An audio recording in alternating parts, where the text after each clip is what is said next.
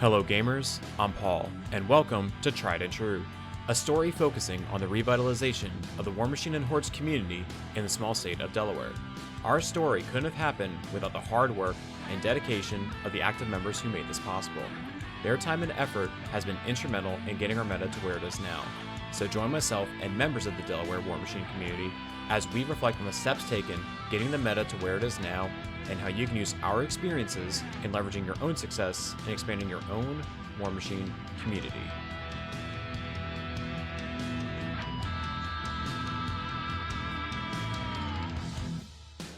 Hello everybody, and welcome to the fifth and final episode of Tried and True. I'm your host Paul. And I'm Dan. Hi, I'm Andy. I'm Erica. So this is the final episode of Tried and True, at least the last episode of this series. As Dan and I were mentioning it the first time, we end up doing another podcast at some point. It'd be something down the line, not making any promises, but it's been a really, really fun project. Yeah, if you have any feedback on the project, please let us know. Feel free to reach out and, have a conversation with us. All 12 of you, please. All 12 of you. We actually had it's not a lot, but I think we had about at least 40 or 50 views on each of the YouTube videos and about 20 on the regular podcast. That's not really something to gloat about, but there are people listening. I mean, you never know who's listening to it. So I'm just hoping that it's making a difference somewhere. Paul, it doesn't count if you make your wife watch for extra views. she's like, I don't make me listen to it. I don't care. I just like talking games with my friends. But it's been cool. Having Dan on with the beginning, just we're talking about the history of our local areas, and then having Andy hop on with us three talking about getting it started, and then getting Erica in with us focusing on the community, the events, and everything that's been going on. It's just been great. It felt very organic, and I really liked how we did this, and I just think it's a great way to end it. Okay, so at this point, we talked about, we found our place, right? We hosted events. We're good now. We're hosting events every single month. We talked about why it works here, because we really focus on building the community as opposed to playing the game. And, we're really established. So at this point, it's kind of like you're playing well with the kids in your own sandbox. How do you play well with the kids outside your sandbox? Oh no, is this the politics episode? Yes, it's the politics episode. It's going to be like the game of diplomacy, and you're just making deals and making sure everybody's happy. So. Hang on to your seats. It's going to get real Game of Thrones in here in a minute. Seasons 1 through 5.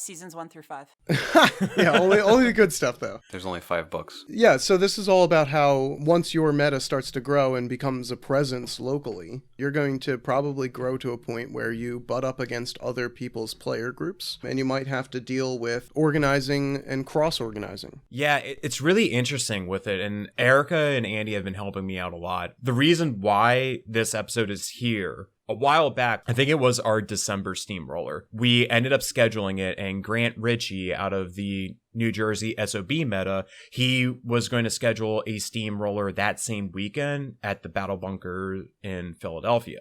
And I posted my event on Facebook, and he texted me off to the side. He's like, "Ooh, I wish I would have known about this, because we were literally going to go and post this later on today."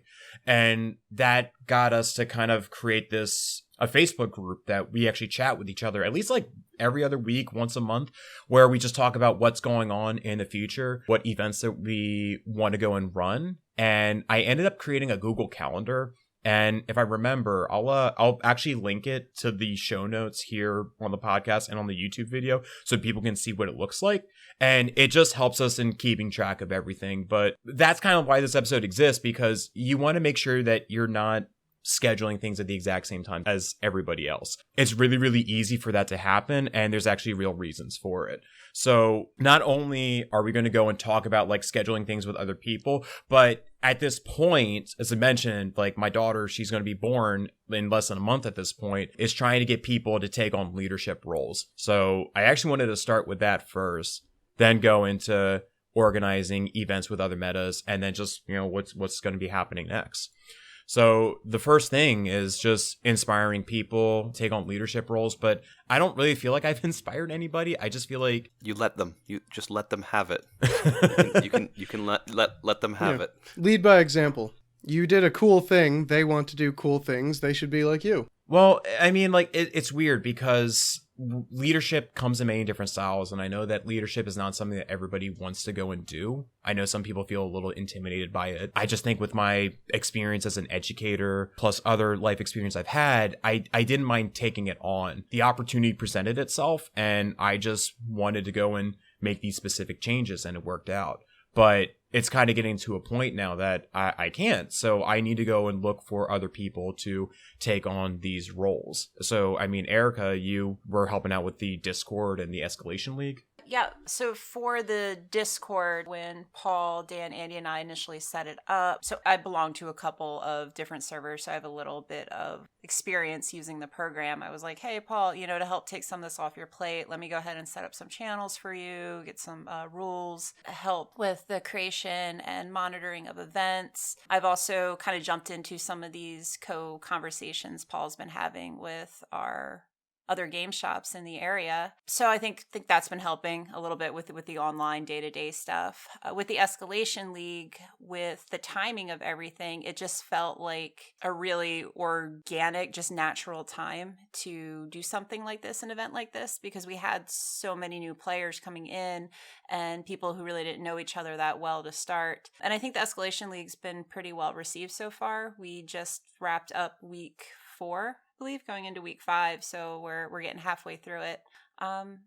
So I wouldn't mind doing more events like that and Food Machine in the future. I think it helps keep things fresh. So real quick, what I'm hearing to start off with is that your group is expanding to the point where you need support in running things or in maintaining the progress that you've made so far. One type of person or one role that you may need to fill is that of someone that's very good at communicating and organizing events and channels for people to connect to each other. It may be one thing for you to run all of your steamrollers on the day of, but it's can get to the point where it might become a part-time job just to pull all of the strings and make sure all of these groups are coordinating. So a person that is helpful in that respect can be a great asset to the group that you're building. I say it's kind of like a behind the scenes thing. It's very similar to my full-time job. It's a role I'm very comfortable in. I really like doing it. So if I can do what I can to kind of help with that foundation for the group and the community, and again, it's shared responsibility. Everybody has their part in it. Andy ran a great Food Machine event. And it was cool assisting him, like helping with something easy as coordinating lunch and helping with judging at the tables. So like Dan's saying, it's nice to be able to have a group of people that you can kind of delegate these responsibilities off to.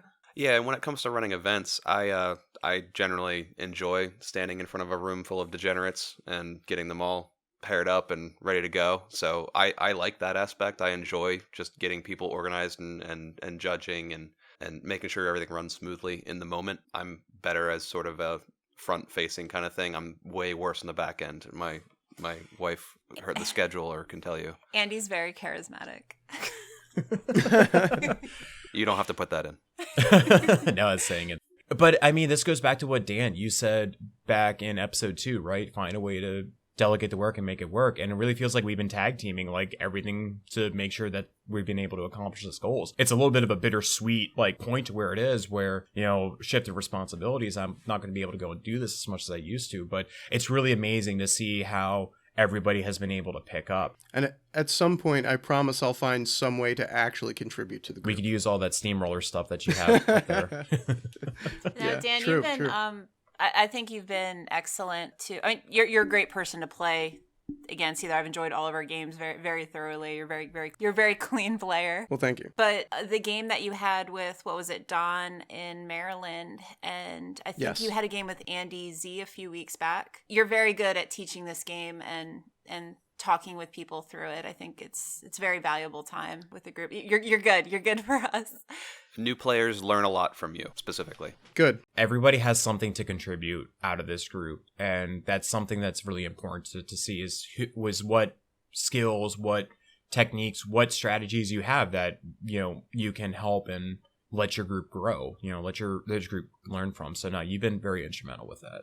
I think that my point was more along the lines of I'm acting in sort of a role where I'm just kind of filling gaps, where I don't have any very specific thing that I'm concentrating all my efforts on. But, if I need to jump in and do a teaching game, I will happily help out with that. If I need to, help somebody or fill in a gap during the escalation league on a weeknight that I can make it out, I can take that responsibility up. So I just kind of am acting as like the mercenary hire of the group almost, right? And that could also be something that you need, just a go-to person that is usually maybe their schedule is more free than some other individuals in your group, and you can rely on them to be able to drop something and go pick up supplies or talk to a store owner or any random responsibility that happens to present itself. Yeah, but I mean, with what you've been able to do to help pick up the slack, it's like you go into the kitchen, it's like, they didn't close the cabinet doors. I'll just go ahead and get that real fast. Right. It's Dan, I also consider you the spreadsheet guy because Broker Brawl, you scared the shit out of me with those documents. I'm like, Dan, this is like 40 pages. What is this? What can I say? I like math. Math is good. Spreadsheets keep things in rows and columns, and it's all nice and orderly, and I can handle that. The man works in quality control. I really like it how we had this spreadsheet for like to get the get-go, and then like come day of Broker Brawl, we're like, f it. Yeah, I know. Dan's like, did you look at the spreadsheet yet? And I'm like, bro, that's all I do at work is look at spreadsheet. Cool it with the fucking spreadsheet already. Jesus. I'm a one across the board. All right, but I think when it comes down to these experienced players, or just maybe experience within the group, is that you want to look for these people to go take on these leadership roles. In the case of Born to Game right now in Middletown, like that's what we're trying to do right now. We have our Sunday open play that's coming up. If you're paying attention to the earlier episodes, they were originally Saturdays. We'll talk about why they're now Sundays in a bit. But for our Sunday open plays, we're trying to find somebody who is interested in taking on that leadership role, or even if it's a couple of people. We have some players that are about like 5 minutes from the store, and I mean, Andy, it was just you and I for the first 2 or 3 months at Alternate Universes. Yeah, and I think it's important that that they be local to that store, and I think it adds a sense of ownership for them to say, hey, I'm running stuff here, and this is my turf. Yeah, exactly. Well, not so much an ego thing, but more of a this is my backyard. I need to take care of it. Oh, so we're gonna frown on dance fight contests then? I mean, I want to see that. just morbid curiosity, train wreck kind of thing. But the thing is like when it was Andy and I, it was just him and I playing for the first couple of months, and it was just him and I at the store. We would drive out, and maybe Hoy would show up, maybe Jason would come, but it was just us.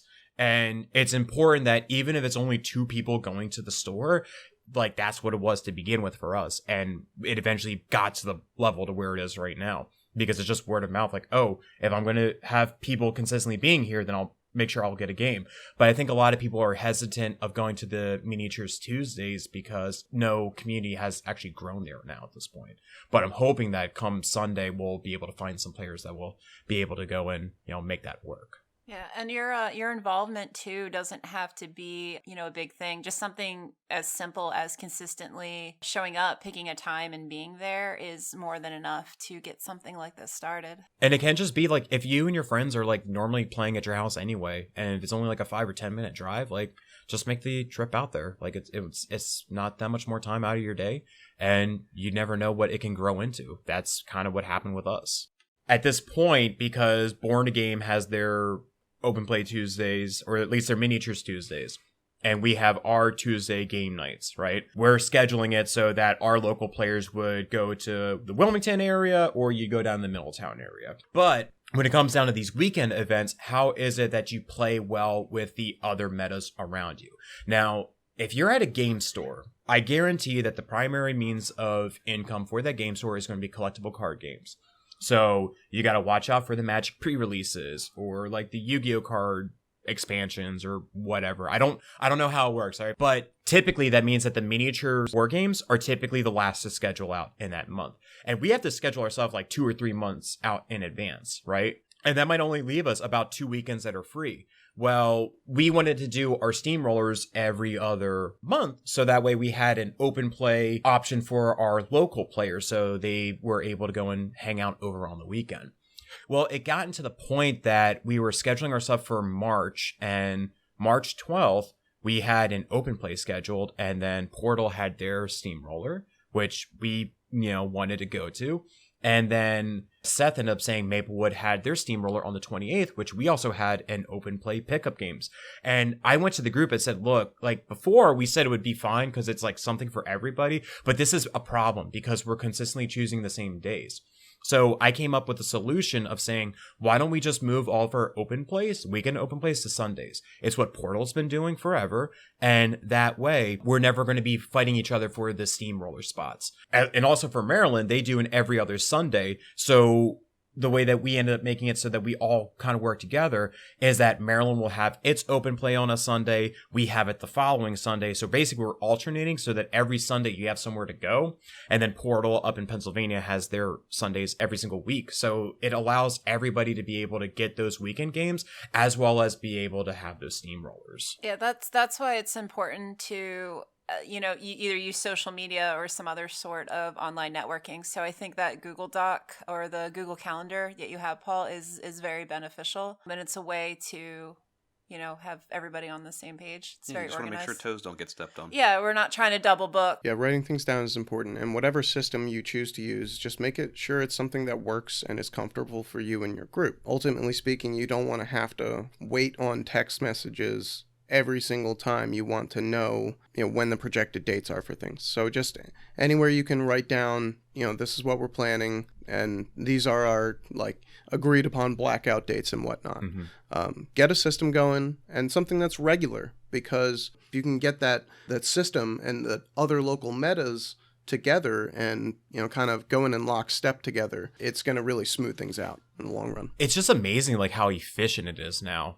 And I was talking to Seth on it, and he was saying, what, at the end of the day, we can't make everybody happy, but where I'm looking at it, it's I think this is a very good compromise. Yeah, we're missing the Saturdays at alternate universes. I'm a little upset by that. But us doing every other Sunday at Born to Game, which is a middle spot for all the Delaware players, that's going to become a state thing, which I think is actually really, really cool at this point. So I think that's actually a win for us in the long run of it. So I'm really excited. Can you imagine Warjacks at the state fair?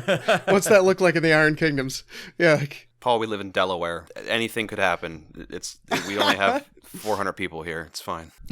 I think it's good, too, that we're able to expand our venue just for our personal group, because the space at AU is starting to get a little tight, especially on the weekend with the amount of people that are coming up. So I'm super excited about Middletown. Yeah, when it comes to our weekend stuff, AU... we don't have a ton of... We kind of take over the store. If anybody else wants to ever do anything on that day, they just don't have the space available. Yeah, there's one or two other tables. It's just the limitations of the space there. And it's no fault to them. It's just for miniatures wargaming, you need a lot of space to play. And, it's just we have exploded in attendance. But there's something you got to also kind of say here, and you might be well, my steamrollers are the best, or my open plays are important. I got to go take care of my players. And I was saying off to Seth off to the side, or I think he mentioned to me, I don't remember how the conversation went, but he basically said sometimes us as leaders, our egos sometimes get in the way. And we have to be able to recognize that. And I mean, it's important, because if you end up getting a little bit angry that, this meta doesn't seem to be respecting you, and then you end up retaliating or something like that, that's just bad for the game overall, and that doesn't help out anybody. Yeah, one of your primary goals in working with the other groups is to have a clarity in conversation, firstly, of course, but above all else, do your best to avoid cannibalizing each other and working against each other to the detriment of the overall game and the ecosystem in your area. So do you think that with now the steamrollers are going to basically be happening every single Saturday, well, not every Saturday, but at least that there's maybe 2, sometimes 3 options within our local area for steamrollers? Do you think that that's going to entice our newer players to be interested in trying them out? I would certainly think so. Yeah, again, it comes back to that repetition, right? Tell them again and again and again. They're going to see that event pop up 15 times. They're all right, screw it, I'm going. I think at some point they will. I mean, it's still pretty early for a lot of our newer players to do full steamroller activities. Like clock is a big thing for someone to learn as their first couple months playing the game. So it'll take time, but I think the majority of them will start to join steamrollers. It'll just take a couple months, I think. To kind of add on off of that, something I've noticed too is now we're getting the general area, Northern Maryland, PA, Delaware, and Jersey are doing all these events. Now we're getting players from like Northern Virginia that are coming to play, and some big name players too. It's pretty exciting. It's like this is where the action is on the East Coast. It's really cool. It's a really exciting time, like, to be playing the game. But I guess, like, my thing, it's like, let's say that you only play the same players every single week, and maybe you'll be happy with that, right? But I think these steamrollers are a great opportunity because, one, you get to go and meet other people, but they might have different armies that you've never even seen before, right? Like like Erica, you talked about seeing dwarves for the first time, like going to Maryland, right? Like, and how exciting that was. Or us going to Boker Brawl and being like, oh my god, there's Infernals? I've never seen that before. I know that was me personally, but It's been 20 years. God, last time I saw dwarves on the table was like 2004. yeah. But but that's it though. Like, I think it's very important to try to get your players out there to those other events, and they're a little bit hesitant about trying it out. Just say like, hey, we'll go together and stuff. It'll be fine. Carpool if you're worried about the distance, and you never know, they might actually end up really really liking the atmosphere, or they don't. It's just, I'm always a fan of like trying anything once, and I know like the first steamroller that I went to, the one that I went up to Portal for the first time, a little hesitant, but after going the first time, I'm like, this is awesome. Like, you get to meet some really fun people, you get to share some really cool stories, and you just get to go see like all different sorts of play styles, and it's just wonderful. It's great. For me, there's really nothing like being able to kind of test yourself in a solo competition against somebody else. Like stress testing your army list, your ability to, keep playing. It really is just a feeling that can't really be captured any other way. No, I totally agree with that aspect. Yeah, the atmosphere, the nature of it. And on the subject of getting newer players ramped up and going with clock, that is a challenge. And clock is just one of the more daunting things about this as kind of a sport, so to speak. So at some point, my recommendation is to try and start working that in, just so at least you get in the habit of clicking the clock back and forth and being cognizant of it being there. It doesn't have to be a true death clock where the game will end if you run out of time, but you should try to be measuring yourself on, just keeping the game flowing. Yeah, so preview of coming attractions, I'm actually planning on incorporating the clock as a battle challenge in the Escalation League at some of the earlier games. So, hey. That's a cool idea. Yeah, you just get a bonus point for just playing with the clock, and then maybe you get a bonus point for completing a game and not clocking yourself. That's to kind of awesome. get people I like that. used to it at smaller point games. Oh my gosh, why don't you go into game design? Jeez, that's like so cool of an idea. I'm looking for a different career, just to put that out there. I will be Not for another 10 years. Get me out. When you're also going to these other metas as well, and you're participating in their events, like, right, if you're going to their steamrollers, you want to make sure that you also represent your own meta well, and make sure, I don't say like be on best behavior, but really don't be an asshole. Yeah, it's like you're being an ambassador. That's a good way to put it. Ultimately for your group. Yeah, you're being an ambassador for your store. Yeah, and generally being an asshole while playing Warmachine is terribly frowned upon anyway. Just don't do it. At least don't do it at my store. Please and thank you. Yeah, and you can have bad experiences with other player groups. And sometimes those bad experiences are one-sided, and it's not even your side. In the past, I've had issues where I found out many years after the fact that playing with a group of players out of state, I had at the time been working a different job and bouncing around between two different kind of metas. And every once in a while, I would get to the store and I would go to one of their tournaments, maybe once a month or so. And years later, I find out that allegedly I'm the person that was kind of the boogeyman that would just show up to their tournaments and, win one of the top prizes, and then I would leave and I wouldn't hang out with them afterward or something. So I guess I wasn't, really in with this group, and I had no idea that any of this was a concern for them. And at the time, if I had, I would have done my dollar best to try and make it better, at least, or at least hear their concerns. But you can't always do that because you won't always know. So it's just another reason that when you do visit other people's metas, other people's backyards, you want to be on your best behavior because you are representative of the people that you hang out with. You are representative of yourself now and how you will be in the future.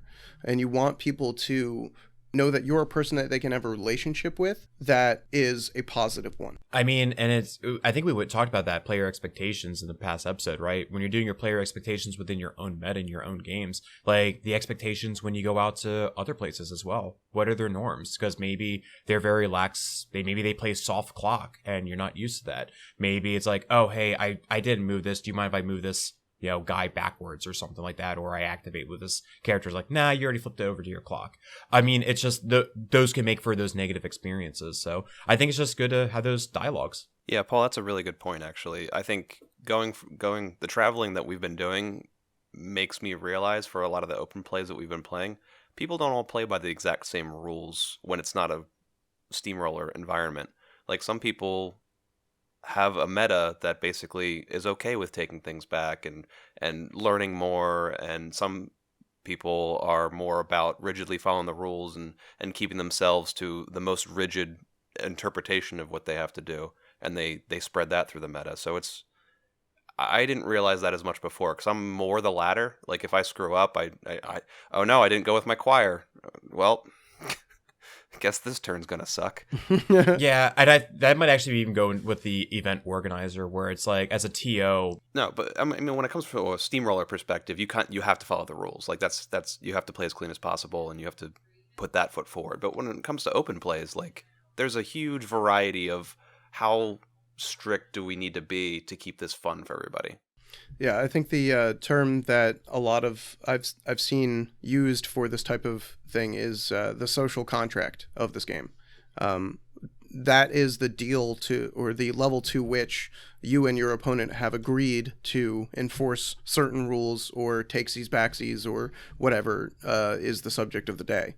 And if you don't agree verbally on that, if it's just an understanding, but this is a brand new person, a brand new store, a brand new style, you might risk breaching that contract and doing it unintentionally.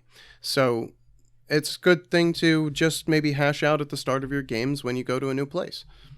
Yeah, to what Dan was saying, I've heard the game described as a discussion between two players, is what it is. It's more of a conversation than anything else. So you can have a combative conversation, but those aren't always the most fun conversations to have. So being able to agree with each other on what the world looks like and what actions you can take is kind of the goal of the game. Mm-hmm. Bro, just move your choir. It's cool. No, I'm not doing it. Hey, Dan, so are you going to go and start the meta up at Swarthmore now? That's something that I've thought a lot about, and I've been on the fence about it for many years. Our meta in the Swarthmore area in Pennsylvania has suffered a bit.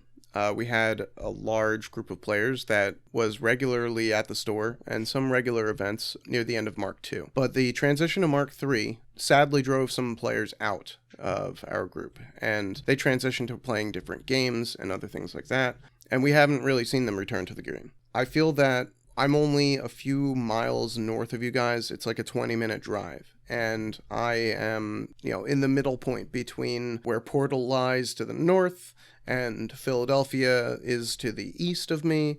And then, all the Delaware and Maryland stores are just to the south of me. So I'm smack dab in the middle of several different metas that are basically thriving at this point. And it's probably going to be even more difficult and even more compounding the issues that we've been speaking about in this episode and trying to fit your events in between others if I were to start this up at my local store. So that, in combination with the fact that I just don't want to be devoting all of my time to one specific game. I have other games that I enjoy and other things in my life that I want to be spending my time on. I think those impact and restrict my ability to do the concentrated effort that you put into starting this meta. So I am going to avoid doing this myself at the next store to the north because I don't think that the location and timing is right. And that's just something that our listeners should also be cognizant of. Just because we made this podcast and we have all these great ideas and you want to try them, doesn't necessarily mean you can do it at every single location. It may be worthwhile for you to do a bit of research ahead of time to see what other stores are out there, what other communities are going, and is this the right time and space for this? We'd hate for you to use all of this effort and time and energy if you're just going to be, swept under the regional meta of the nearest large city. So, just think about the efforts that you're putting in and where you're putting them in and how much that's worth to you and what you're willing to sacrifice to get things done. Yeah, I mean, if you have a somewhat thriving meta somewhat close to you, like within 20 minutes or so, you can do just as much good just by helping them out, running a thing, helping out on their Discord, being an admin for something, I mean, it's like we said in other portions and episodes of this, it's never going to be a one-man show. You're going to need people to be engaged. Yeah. I mean, going back to what you're saying about the timing is not right. I mean, in 1 month, the timing is not going to be right. Like, the timing wouldn't even be right now. Communication and everything, doing that with everybody in the local area with, a kid on the way. So the stars kind of have to align, I think, in all reality, for someone to be able to go and pursue this. But I think you're absolutely right. When it comes to, if there's a meta 20 minutes away, like, just support them. I mean, for us, it's really like the metas are an hour or 2 hours away. So it just kind of made sense for us to revitalize one. Delaware had its main meta, I guess, or like its bait group in Dover and Newark. So we just decided to try to reform it, and it just worked out that way. But I'm really happy, at least like with the conclusion of this, with, our whole story about tried and true. Dan, I think you articulated this like perfectly. What did you end up saying? Are all of the decisions that we made in this effort the correct ones? Probably not. Is this the only way to do what we're trying to do? Definitely not. This whole project has been our way of packaging up and retelling our hypothesis, our experiment of what we wanted to try, the efforts we wanted to use, or the methods we wanted to use.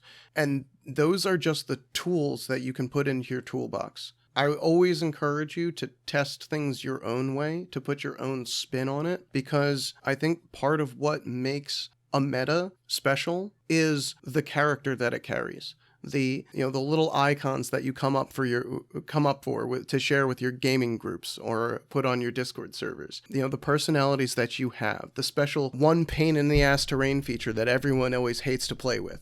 Those are the special things that make a meta, and they can't be duplicated. It's quicksand. It's always quicksand. Fucking quicksand.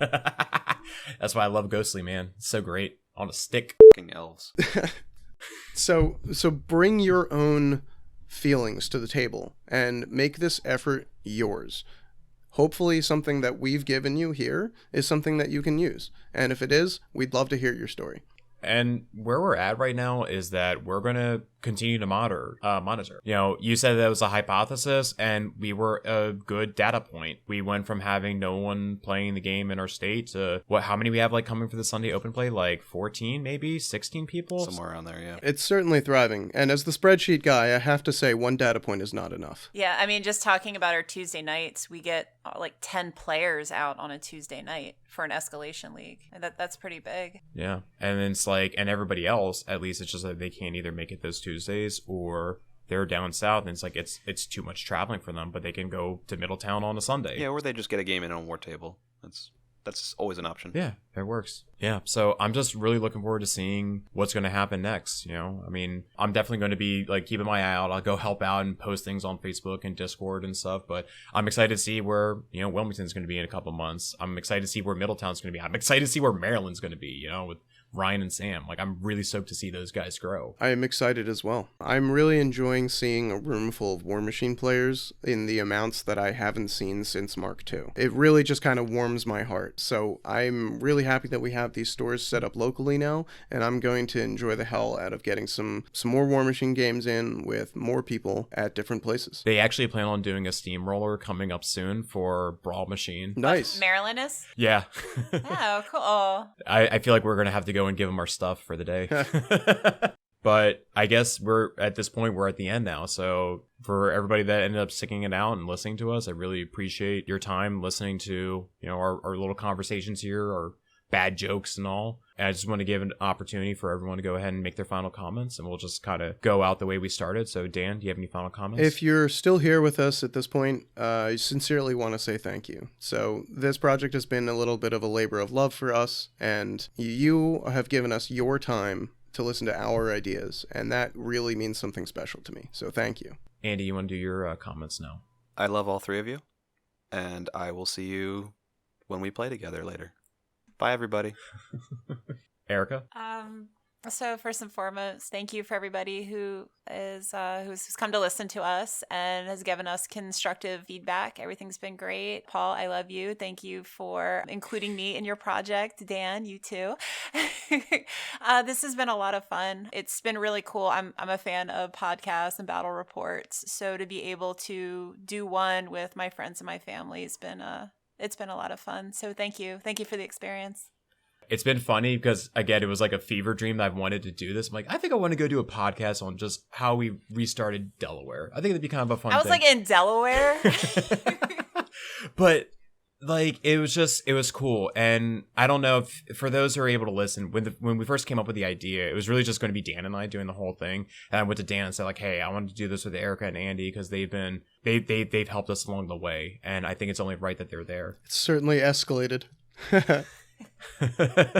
But I mean, like, I was just really thankful with that decision. So Dan, like, thank you for being here since like the get-go. Yep. I am looking forward to all the other games we're gonna be playing. I'm gonna try to be in that positive numbers for that Iron Grudge thing. I'm tired of of only having like my 2 or 3 in there. So oh, you'll get there.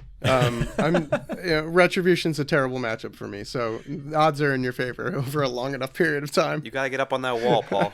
I don't know if I'll have time to get on the wall. It's okay. The thing that the plaque is there, I think that's more than enough. You helped put that plaque there. That should be worth more than any specific name on there. Yeah. But Andy, you remember like back on the first episode, right? Warmachine's what got me more comfortable to be hanging out with you. I'm really glad that you invited me over, and I played Child and you played Akos, and you got me hooked into playing the game. I'm like, all right, I guess I'm gonna go and do this drug now. Because I'm so intimidating. That's why. No, it's because he's so charismatic, right, Erica? Yeah, super charismatic. No. Another thing I just wanted to add, wargaming and miniature gaming in general brings me joy. So I remember being in high school and, kind of being like this nerd outcast kid and finding this really awesome community outside of my Monday through Friday mundane, 8 hours a day schoolhouse. Yeah. So it's cool to kind of pay it forward in that way, if that makes sense, that now we're offering this chance, for community for people to get together and just kind of sharing that joy. I agree. For me, it's a welcome escape from screen time because I spend my entire day at my job looking at screens. I play too many video games. I look at screens, but stepping away to play miniatures games gets my eyes off of a computer monitor, and for that, I'm thankful. Yeah. And then finally, Erica, I mean, I really, really appreciate you coming out with this. I know you gave a chuckle when I said I wanted you to be on it. Spitting truths over here. But I mean, it's been great to have your insight, and you've always been like a mentor for me, like even when I was like a kid. Oh God, don't say that. No. I'm a terrible role model. But no, we've had the conversation. I really appreciate everything that you've done and everything you've done for the community and just with our family in general. So I love you so much. Thank you. Love you, brother. Aw. All right, and with that gets us to the end of the series of Tried and True. We thank you for hanging out with us this whole entire time, and we'll see you on the next one, I guess, if there is one. Speaking of battle reports. Yeah, we may have something cooking for our fans out there. Harebrained Schemes. Cliffhanger. No promises. All right, cool. Well, again, from all of us, everybody, thank you for taking the time and listening, and we'll catch you later. See ya. Bye, everyone. Bye. Bye.